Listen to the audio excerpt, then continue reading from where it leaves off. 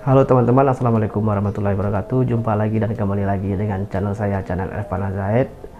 Baiklah teman-teman, di konten kali ini saya akan memberitahukan kepada teman-teman atau membongkar rahasia mantri atau analis di saat survei teman-teman. Apa itu rahasianya teman-teman? Jadi buat teman-teman yang baru bergabung di channel ini atau baru jumpa dengan channel ini, jangan lupa teman-teman dukung dengan memberikan like dan subscribe-nya, dan diaktifkan juga lonceng notifikasinya teman-teman, biar teman-teman menerima update terbaru dari video-video saya nantinya teman-teman. Baiklah teman-teman, apa itu rahasianya? Kita langsung saja. Begini teman-teman, di saat teman-teman mengajukan pinjaman KUR ke bank dan teman-teman sudah menyiapkan berkasnya dan mengajukan ke bank, bank pertama kali akan melakukan pengecekan BI checking suami istri. Setelah pengecekan BI checking lolos suami istri dan tidak ada pinjaman di mana-mana, itu bank akan melakukan survei pertama. Yang survei pertama itu biasanya itu mereka 3 orang, mantrinya, marketingnya, dan analisnya teman-teman. Mereka akan survei seperti biasa, melihat usahanya, melihat juga jaminannya, dan mereka juga akan bertanya-tanya kepada calon debitur atau kepada teman-teman yang sedang mengajukan pinjaman KUR tersebut. Di saat mereka nanti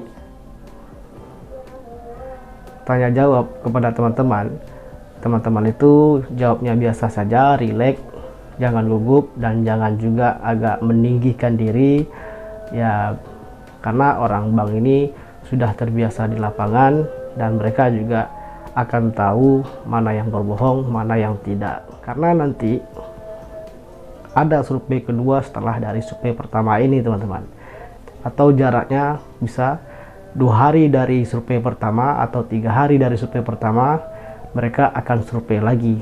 Itu mereka yang survei itu, survei kedua ini yang hadir baru 4 orang. Tadi yang survei pertama itu yaitu mantri, analis, dan marketing. Di saat survei kedua nanti 4 orang, analis, mantri, marketing, dan kepala cabangnya teman-teman. Di survei kedua ini kepala cabangnya ikut. Dan biasanya di survei kedua ini mereka tidak memberitahukan kepada teman-teman bahwa mereka akan melakukan survei. Apa tujuannya mereka di saat survei ini tidak memberitahukan? Nak ingin tahu apakah benar itu warung teman-teman atau warung orang lain. Karena banyak juga di lapangan banyak kejadian seperti itu. Mereka mengajukan pinjaman KUR tapi tidak menggunakan usahanya sendiri, tapi usaha orang lain. Usaha orang lain yang dimaksud itu yaitu usaha orang lain tidak saudara kandung dengan dirinya. Jadi itu maksudnya itu melakukan survei diam-diam di survei kedua teman-teman. Dan survei kedua ini juga terkadang di saat mantri atau kepala cabang melakukan tanya jawab kepada teman-teman, dan yang lainnya biasanya atau beberapa orang mungkin bisa saja akan bertanya juga kepada tetangga teman-teman juga. Apa yang ditanyakan biasanya kepada tetangga, palingan mereka akan bertanya apakah benar itu warung miliknya atau milik orang lain. Dan mereka juga biasanya bertanya kepada tetangga, sudah berapa lama itu warungnya itu berjalan. Dan jika nanti di survei kedua dan orang bank curiga bahwa itu bukan usaha teman-teman, maka bisa gagal pencairannya teman-teman. Dan begitu juga seandainya ketahuan juga misalnya itu usahanya baru berjalan, belum berjalan 6 bulan, maka juga bisa akan gagal pencairannya teman-teman. Dan terkadang juga biasanya mereka orang bank melakukan survei sampai 3 kali teman-teman. Yang ketiga ini teman-teman, mungkin mereka tidak survei, tapi mereka survei diam-diam, hanya memantau dari jauh teman-teman, hanya melihat misalnya mereka datang tapi tidak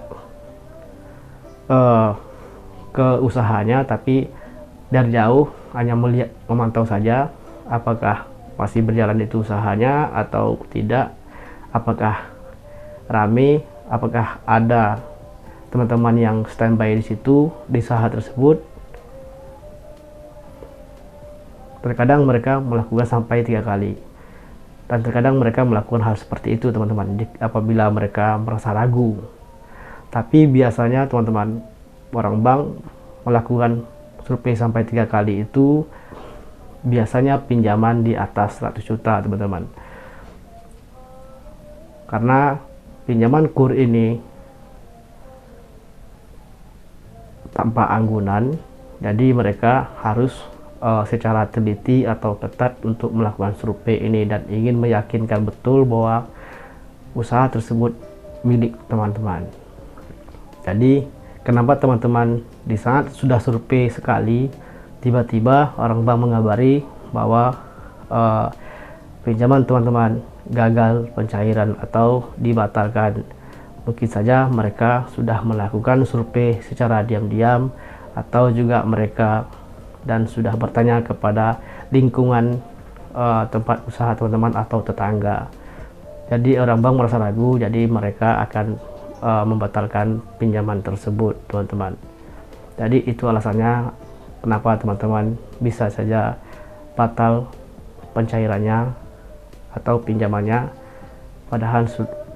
padahal sudah melakukan survei. Jadi baiklah teman-teman, jika teman-teman ingin mengajukan pinjaman KUR,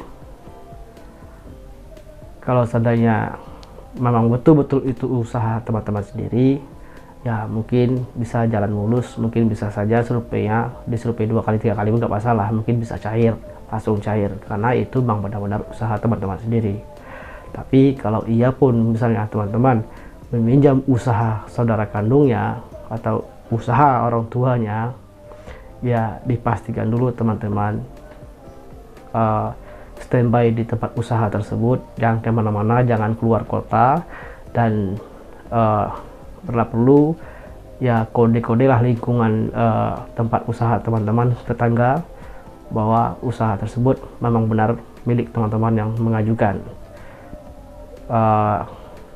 Dan saya harap juga teman-teman standby di usaha tersebut sampai pencairan teman-teman. Jadi baiklah teman-teman, itu saja konten saya kali ini. Semoga bermanfaat buat teman-teman semuanya. Jika bermanfaat, jangan lupa teman-teman dukung channel saya ini dengan memberikan like dan subscribe-nya, dan aktifkan juga lonceng notifikasinya teman-teman.